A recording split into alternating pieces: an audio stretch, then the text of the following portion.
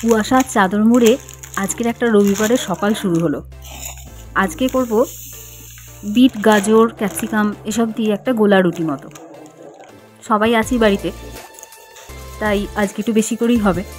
তার জন্য নিয়েছিলাম সুজি, ময়দা, একটু আদা কুড়ে, তারপরে নুন, চিনি, ক্যাপসিকাম, তারপরে বেসন, সমস্ত কিছু নিয়ে একটা বাটির মধ্যে গুলে সেটাকে গোলা রুটির আকারে ভেজে নেব।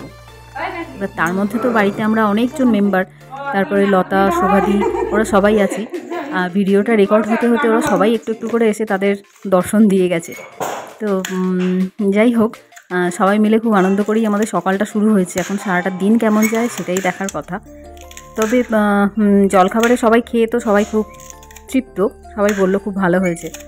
আর শেষের দিকে আমি যেটা করেছিলাম আমার জন্য স্পেশালি, মানে আমার আর প্রিয়দর্শিনী খুব ঠান্ডা লেগেছে, তো তার জন্য ওইগুলোর ওপরে সবথেকে বেশি করে যতগুলো লঙ্কা দেওয়া সম্ভব সেই লঙ্কাগুলোকে আমার ওই চপারটা দিয়ে কেটে ভালো করে কুচি কুচি করে একদম লঙ্কাতে পুরো আষ্টে কুষ্টে মুড়ে ফেলেছিলাম।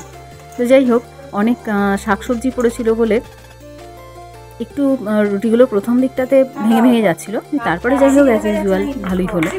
আর এর মধ্যে শোভাদি লতাকে চা সার্ভ করছে সকালবেলায়। তার আগে তো লতা দেখিয়েই গেছে যে ও ঘর মুছছিল, এবং আমি যেন এটা ঘড়া থেকে জল ঢালতে দেখে আবার কেউ আঁকড়ে উঠবেন না। আমি এখানে একটু তাড়াতাড়ি হবে বলে, আর অনেকটা তো পরিমাণ, গ্লাসের মধ্যে যেন মনে হচ্ছিল আমার কুলোবে না, বারবার করে নিতে হবে, তাই আমি ঘড়া থেকেই ডিরেক্টলি ঢালছি।